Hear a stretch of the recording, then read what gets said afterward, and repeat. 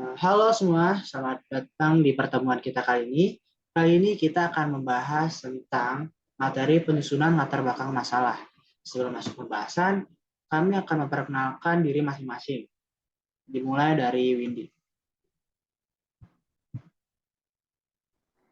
Halo, perkenalkan saya Windy Indriani. Halo, saya Azril Tanda Ramadan. Saya Kamelia Azizah. Saya Dimas Firmansyah. Halo semua, saya Chandra Kusuma Wardana. Halo semua, saya Frijal Albani. Kali ini yang kita bahas adalah pengertian tentang latar belakang masalah. Yang kedua, tujuan latar belakang masalah. Yang ketiga, struktur dan isi latar belakang masalah.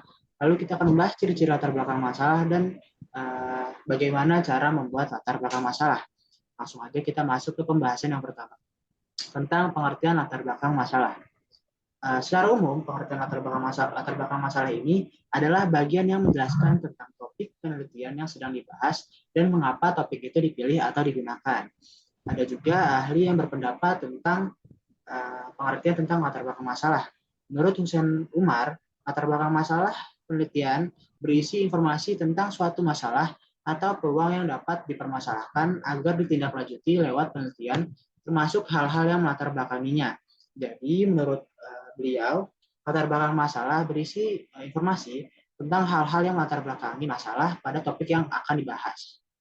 Selanjutnya, pembahasan tentang tujuan latar belakang masalah oleh Dimas Firmansyah. Ya, selanjutnya tujuan latar belakang masalah. Di sini tuh tujuannya ada 3 poin. Yang pertama itu untuk memberikan pemahaman kepada pembaca tentang ide atau pemikiran yang ingin disampaikan. Yang kedua itu pembaca bisa memahami adanya suatu masalah yang harus dipecahkan dan diselesaikan agar tidak menimbulkan efek yang merugikan. Yang ketiga itu ada membahas apa saja kekurangan dari penelitian sebelumnya dengan topik yang sama untuk disempurnakan. Selanjutnya, struktur dan isi latar belakang masalah yang dijelaskan oleh Chandra. Struktur latar belakang masalah ada 3, yaitu identifikasi masalah. Dengan mengidentifikasi masalah, kamu akan mengetahui hal apa saja yang berhubungan dengan masalah tersebut. Yang kedua, inti masalah, berisi bukti-bukti berupa fakta sebagai pendukung argumentasi dan simpulan dari hasil penentuan masalah, mana yang lebih penting dan krusial untuk dibahas. Yang ketiga, ada penjelasan masalah, berisi penjelasan dari masalah yang dipilih dengan menuliskan informasi yang didapat dari umum ke khusus atau khusus ke umum. Selanjutnya ada isi latar belakang masalah. Ada 3 faktor. Yang pertama, data atau fakta yang ada menjadi acuan untuk menjabarkan masalah apa yang akan dibahas. Tentu saja data ini nantinya akan dibandingkan dengan teori-teori yang ada atau standar keilmuan. Jika berbeda, disitulah letak permasalahannya. Yang kedua, analisis. Berisi analisis terhadap permasalahan yang ada sampai jelas. Yang ketiga, mengapa harus diteliti?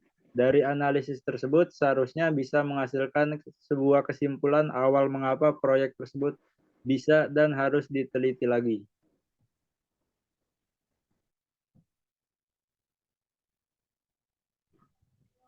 Cara membuat latar belakang masalah. Yang pertama itu buat gambaran umum tentang masalah mulai dari hal global sampai mengkerucut fokus pada masalah inti, objek, serta ruang lingkup yang akan diteliti dengan model piramid terbalik.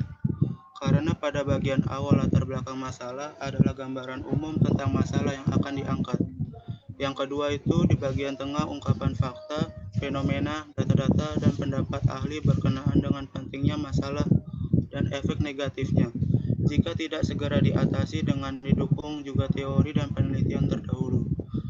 Yang terakhir, isi dengan alternatif solusi yang bisa ditawarkan, teoritis dan praktis, dan akhirnya muncullah judul.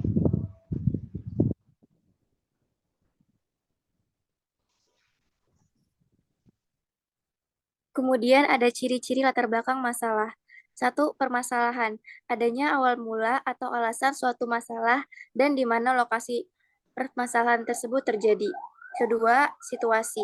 Dibagi menjadi 2, yaitu situasi secara umum dan situasi secara khusus. Di dalam situasi secara khusus ini, pasti memiliki alasan untuk memilih lokasi. Ketiga, solusi. Adanya rencana untuk menyelesaikan masalah. Contohnya, situasi umum. Dewasa ini sumber daya manusia dipandang penting dalam menunjang proses bangsa Indonesia dari negara berkembang menjadi negara maju. Oleh karena itu, bangsa Indonesia melakukan berbagai cara untuk mengembangkan sumber daya manusia Indonesia menjadi lebih berkualitas. Salah satu cara yang ditempuh adalah dengan menyediakan pendidikan hingga taraf perguruan tinggi.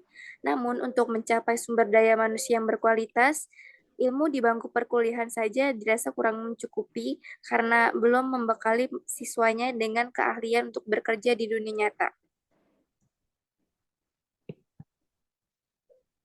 Selanjutnya, ada contoh lain. Sungai adalah salah satu sumber daya perairan yang sangat penting bagi kehidupan manusia. Sungai mempunyai berbagai fungsi strategis sebagai penunjang pengembangan suatu daerah yang sangat vital, di antaranya sebagai air, serta sarana rekreasi air. Akan tetapi, peningkatan berbagai aktivitas manusia di sepanjang sungai dapat menyebabkan terjadinya penurunan kualitas sungai. Penyebab penurunan kualitas sungai adalah limbah industri, limbah rumah tangga, dan limbah dari berbagai aktivitas penduduk lainnya.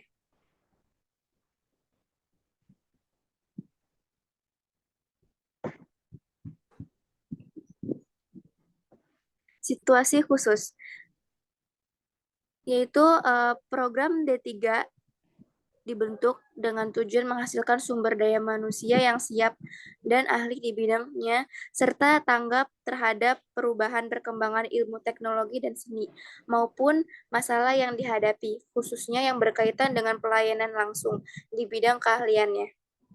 Alasan memilih lokasi. Pada kenyataannya, sering dijumpai lulusan baru dari perguruan tinggi mengalami kesulitan dalam menghadapi kenyataan yang ada dalam dunia kerja. Hal ini disebabkan oleh kurang siapnya lulusan tersebut dalam menghadapi kenyataan yang ada di lapangan yang jauh berbeda dengan apa yang didapat oleh mahasiswa di bangku kuliah. Kurangnya bekal teknikal yang dimiliki oleh mahasiswa dapat mengakibatkan sumber daya manusia yang dihasilkan kurang mempunyai kualitas dan kompetensi seperti yang diinginkan oleh pemberi kerja.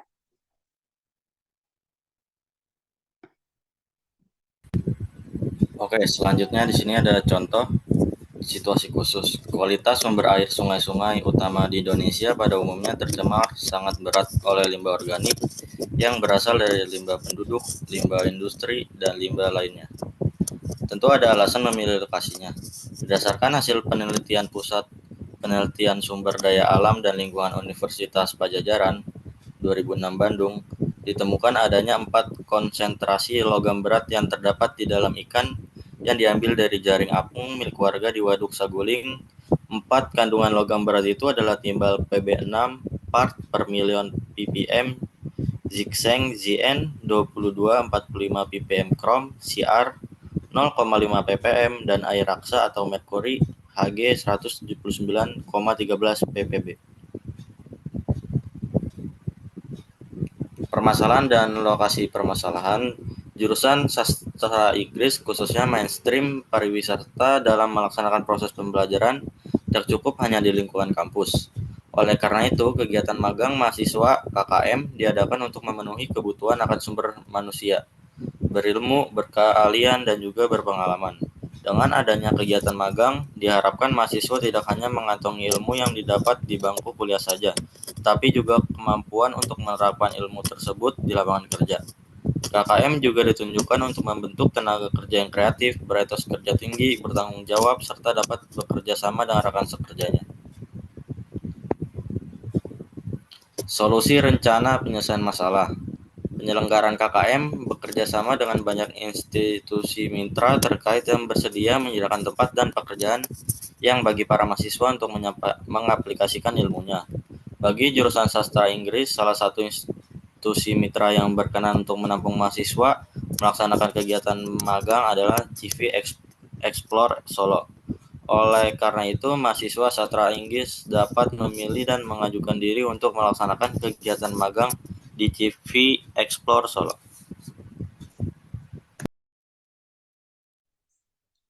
Lalu selanjutnya ada contoh alasan memilih lokasi.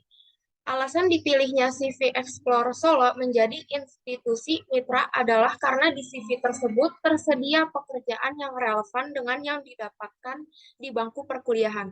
CV Explore Solo akan menyediakan lapangan kerja bagi mahasiswa magang untuk dapat mengaplikasikan ilmunya dengan menjadi staf yang berkompeten di bidang pariwisata dan humas atau public relation. Lalu ada contoh permasalahan di sini adalah merkuri adalah satu-satunya logam yang berwujud cair pada suhu ruang. Merkuri, baik logam maupun metal merkuri, biasanya masuk ke dalam tubuh manusia lewat pencernaan. Cara masuk merkuri dapat melalui asupan ikan, kerang, udang, atau perairan yang terkontaminasi. Merkuri dalam bentuk logam tidak begitu berbahaya karena hanya 15% yang bisa terserap oleh tubuh manusia. Akan tetapi, begitu terpapar ke alam, dalam kondisi tertentu, merkuri dapat bereaksi dengan metana yang berasal dari dekomposisi senyawa organik dan membentuk metil merkuri yang bersifat toksis.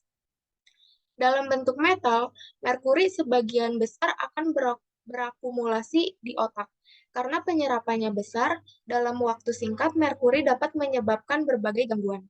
Jika terjadi akumulasi yang berlebihan, merkuri dapat berakibat pada degenerasi sel-sel saraf di otak kecil yang menguasai koordinasi saraf, gangguan pada luas otak kecil, gangguan pada luas pandang, degenerasi sarung selaput saraf, dan bagian dari otak kecil. Lalu selanjutnya ada contoh dari solusi rencana menyelesaikan masalah. Timbal banyak dipergunakan dalam pembuatan baterai, aki, peledak, pestisida, cat parat, dan pelapisan logam. Timbal juga terdapat pada pipa untuk aliran air minum yang merupakan alloy di logam timbal. Penggunaan timbal dalam skala besar dapat mengakibatkan polusi, baik di darat maupun di perairan. Timbal yang masuk dalam perairan dalam bentuk limbah akan mengalami pengendapan yang dikenal dengan istilah sedimentasi. Namun, penelitian berkeyakinan bahwa permasalahan pencemaran ini dapat diatasi. Salah satu cara mengatasi polusi perairan oleh logam berat adalah penanggulangan secara biologi dengan memanfaatkan eceng gondok. Penelitian-penelitian yang telah dilakukan menunjukkan bahwa eceng gondok mempunyai kemampuan menyerap logam berat dengan sangat baik. Berdasarkan uraian di atas, perlu dilakukan penelitian untuk melihat efisiensi penyerapan logam berat merkuri dan timbal. Selanjutnya perlu dilihat pula perubahan kualitas air yang terjadi setelah adanya tumbuhan eceng gondok.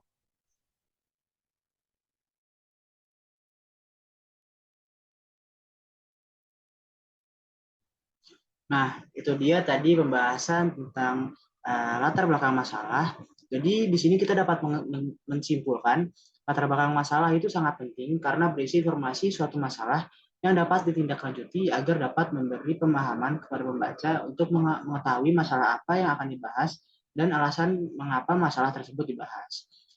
Sekian presentasi dari kami atau pembahasan dari kami. Kurang lebihnya mohon maaf. Wassalamualaikum warahmatullahi wabarakatuh. Dadah.